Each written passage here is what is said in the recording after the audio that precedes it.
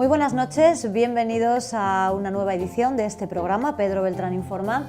Y aquí estamos dispuestos una semana más a poner sobre la mesa un tema de actualidad, un tema pues en el que se mezcla esa actualidad con cuestiones jurídicas que a veces nos cuesta un poquito comprender.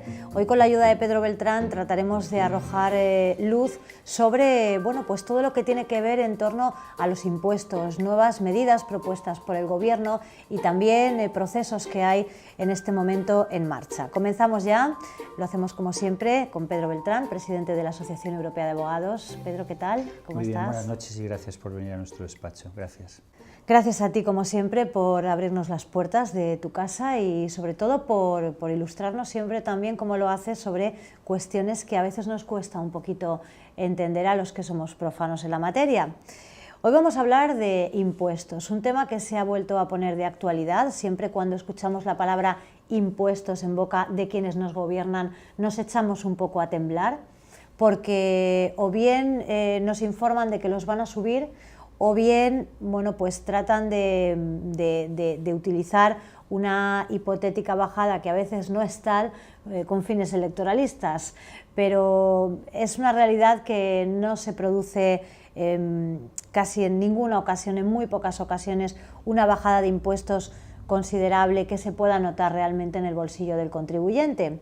En este caso, la última propuesta relativa a impuestos realizada por el Gobierno, como sabes, Pedro, ha sido precisamente gravar las rentas más altas, algo que vende mucho, algo que, que llevaba tiempo demandando también la formación Podemos. Y quizá lo que más preocupa, y hay muchas cuestiones aquí que podemos abordar, es que en primer lugar hay una afirmación de Pedro Sánchez que nos inquieta un poco. Él afirma que los ricos, textualmente lo dice así, los ricos no pagan el IRPF, y paralelamente propone gravar las rentas altas, y por altas se entienden aquellas que superan los 140.000 euros anuales. ¿Qué opinión te merece todo esto que se está comentando tanto en estos días, Pedro? Bien, esto de que los ricos no pagan el IRPF no tiene sentido la afirmación. En todo caso, las superempresas, no los ricos personas físicas, claro, sino las superempresas extranjeras y particularmente de Estados Unidos. Estamos hablando de Google, de Facebook, de Apple, empresas que generan una cantidad importantísima de ingresos en España. Bien, Apple con sus ventas, Facebook también genera unos ingresos enormes por publicidad, y Google. Y estas empresas no cotizan en España ni por asomo lo que deberían, son cifras ridículas.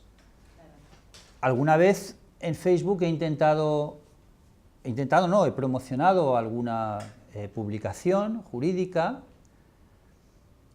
y me encuentro con la sorpresa cuando me van a emitir factura, que aquí la factura va sin IVA, sometida a Irlanda.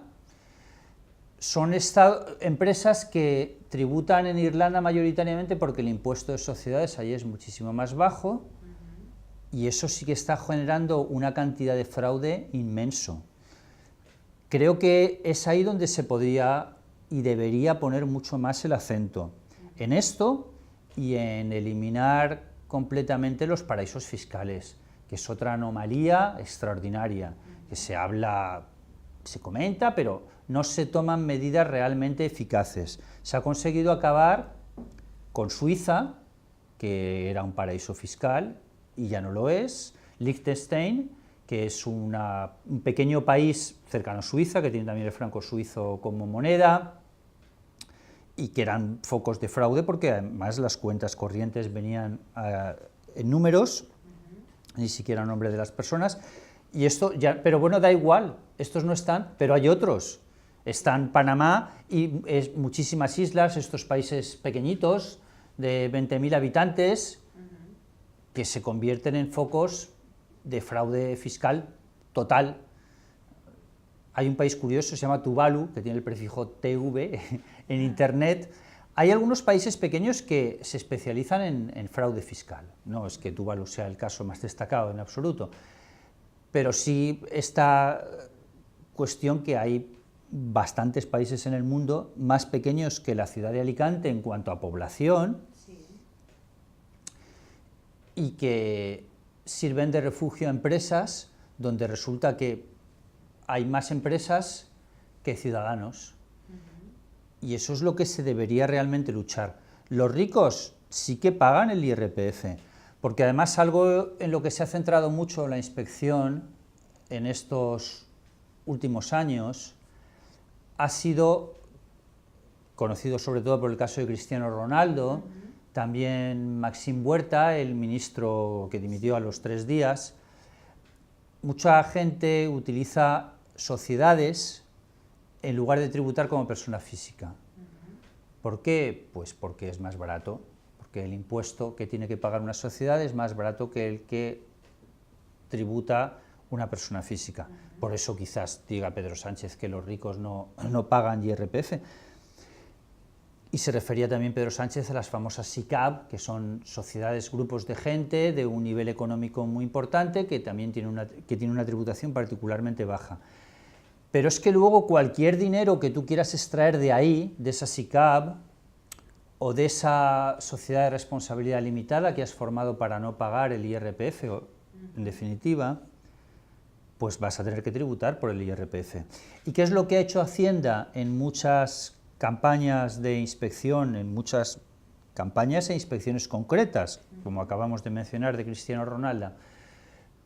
Ha cogido y ha dicho, no, oiga, usted tiene una sociedad, pero esa sociedad es de mentira. Esa sociedad es una mera pantalla que usted está utilizando para pagar menos. Y por tanto usted todo lo que ha obtenido en esa sociedad va a tener lo que tributar como ganancia en el IRPF. Y en lugar de pagarlo, por ejemplo, al 25%, lo va a tener que pagar al 45%. Y eso lo han hecho efectivo en una cantidad enorme de casos. Porque si toreaba en la plaza, pues no toreaba Manzanares, toreaba su sociedad. Claro.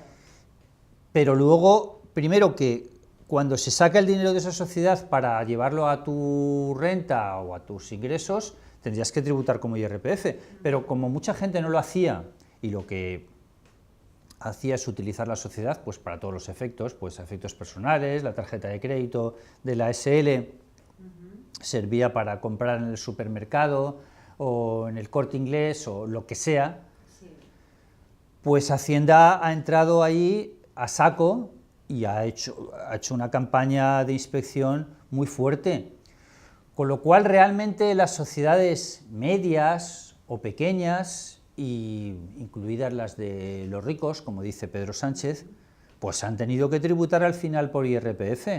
Y la campaña ha sido extensísima, incluyendo profesionales, porque también hay muchos profesionales, arquitectos, médicos, abogados, que han utilizado sociedades. Claro. Pues eso se acabó. No es que se acabó, sino simplemente que han tenido que tributar luego por IRPF, con lo cual tampoco les compensa. Si son sociedades de verdad, estamos hablando ya de que se integran por muchos profesionales, bien, luego cuando se repartan beneficios, pues ese reparto de beneficios tendrá que tributar también por el IRPF, pero es que no se utilizaba en sociedades de verdad, sino en sociedades que en la práctica eran unipersonales. Una sociedad unipersonal es como el nombre lo define, una sociedad que solo está integrada por una persona. Va y constituye una SL unipersonal que se puede hacer. Pero otros lo hacían con 2 o 3 personas, pero ponían a su padre, a su primo, o a un amigo al que le daban el 1 o el 2%, y de esa manera tenía la sociedad hecha. Pues eso es lo que ha limitado Hacienda tremendamente. Realmente la presión impositiva en España no se puede decir que sea baja, se compara con otros países de Europa y se dice que en otros es más alta, pues también otros tienen mucho más servicios, o servicios más eficaces que los que podemos tener nosotros. En fin, me he enrollado mucho. No, que va, nos encanta que entres en profundidad en el tema, porque esta cuestión, esta afirmación generó muchas dudas sobre qué quiere decir que los ricos no paguen el IRPF. Entendemos, por tanto, que, bueno, pues que quien tiene una facturación por su actividad importante ha utilizado sociedades pantalla, digamos, para, bueno, pues para tributar conforme a una SL que es mucho más barato que si lo hace a través de un IRPF. Sí, facturación importante no no importante, lo han importante. hecho muchos pequeños empresarios y autónomos que gente que no tiene empleados y que la sociedad es él, instaladores de aire acondicionado, electricistas, en fin, porque constituir una SL es muy fácil y muy barato. Lo que pasa es que ese chollo, entre comillas, se ha terminado, porque Hacienda está arrasando y poco a poco han ido cayendo todos. Además, ahí es automático, porque te cogen los beneficios de la sociedad que tú mismo has declarado y te los pasan a IRPF. Y en todo caso te hacen un subterfugio que consiste en decir, vamos a ver, ¿a usted le tocaría haber pagado por el IRPF como consecuencia de la actividad de su sociedad? Pues le tocaría haber pagado X, que no lo ha pagado porque no has pagado nada por IRPF.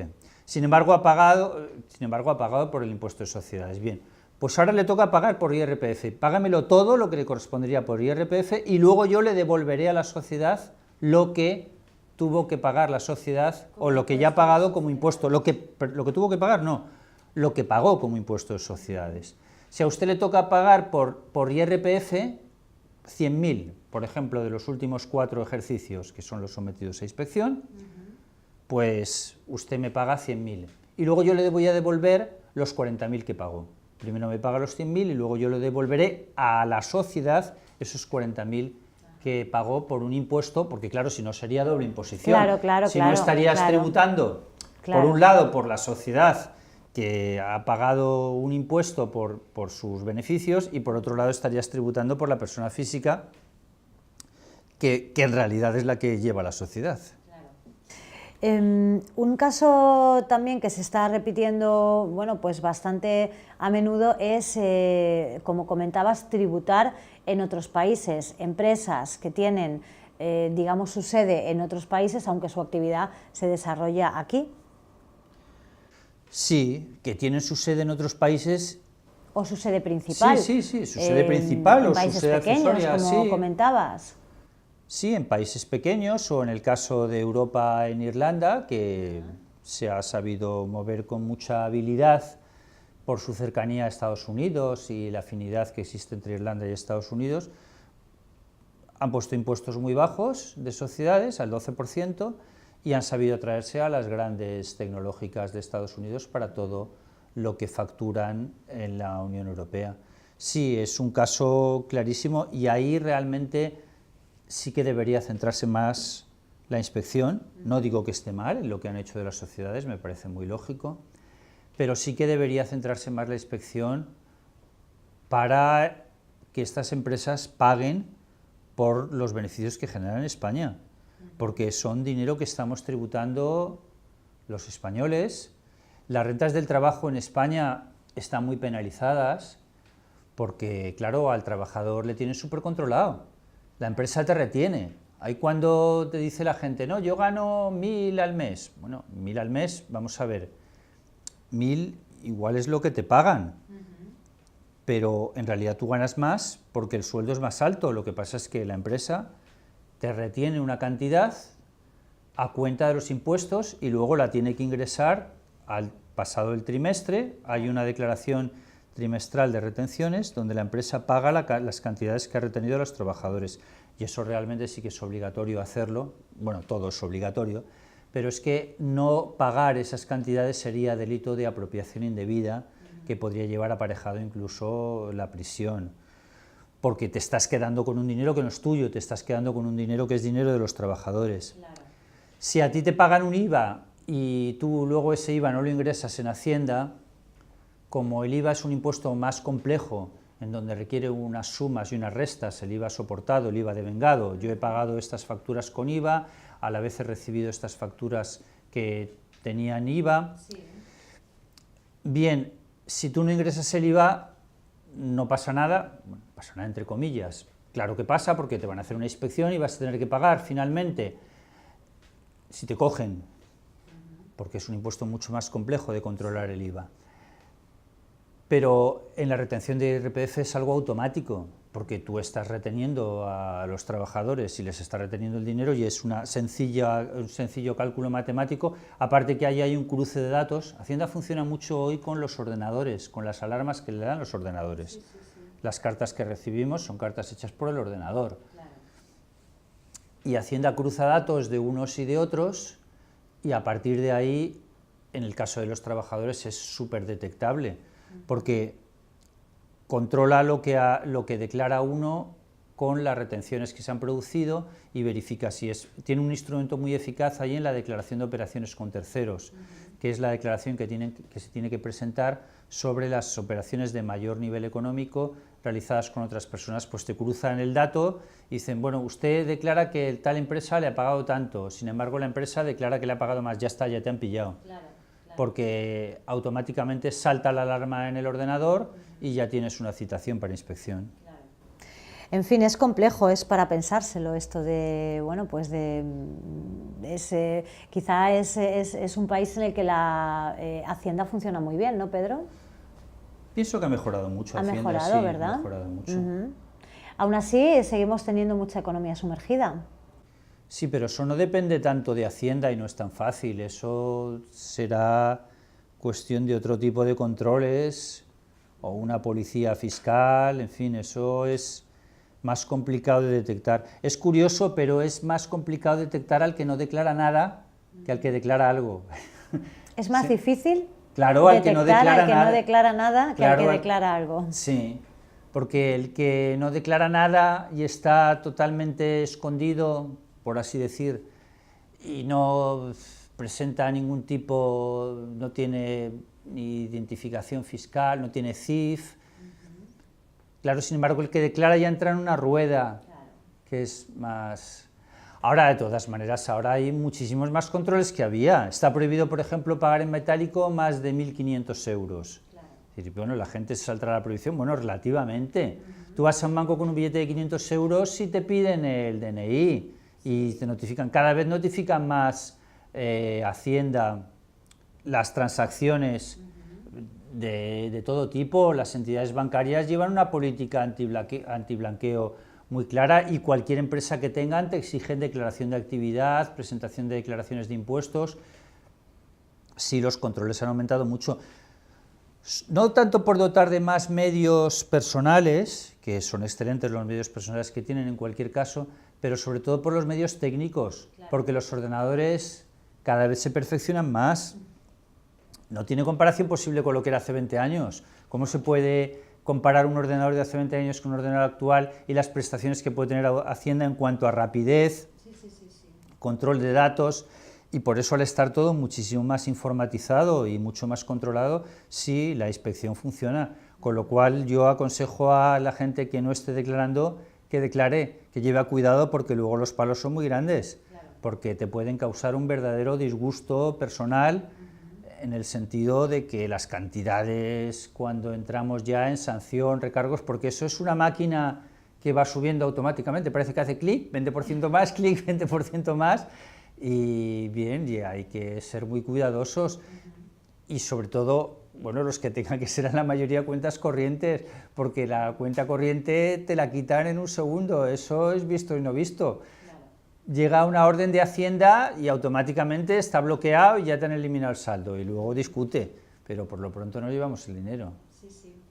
Pedro, ¿crees que estos casos recientes que hemos visto de futbolistas, de gente conocida que ha caído ante el rodillo de Hacienda, crees que también se ha usado por la entidad como una forma de ejemplarizar la acción que se está haciendo, una forma de decirle al ciudadano, bueno, pues no solamente vamos a por el pequeño empresario que ha cometido una falta, sino que vamos también a por los grandes y estamos, bueno, pues a por futbolistas, a por ministros y a por el que ha infringido las reglas? Ejemplarizar y asustar, no solo diría ejemplarizar, pues sí, meter un poco de presión. Y luego porque todos estos casos son el mismo caso, son todos iguales. Todos estos fraudes han sido todos idénticos. Se ha tratado de constituir se ha constituido una sociedad y esa sociedad es la que ha tributado en lugar de tributar la persona física. A Aznar también le cogieron por lo mismo, tampoco fue una cantidad muy importante, 80.000, 100.000, bueno, muy importante para él. No estamos hablando de los millones de Cristiano Ronaldo o de Messi, pero sí, era también Aznar daba conferencias, lo hacía con una sociedad, pero las conferencias las daba él mismo y no tenía ni personal, ni ahí había ninguna infraestructura, ni había otros socios. Y sí, han ido a ejemplarizar. Y luego, como han entrado con solicitud de penas de prisión, pues más susto todavía. Para la prisión tienes que haber cometido delito fiscal y eso hace falta ya que sea a partir de una determinada cantidad, que son 120.000 euros al año.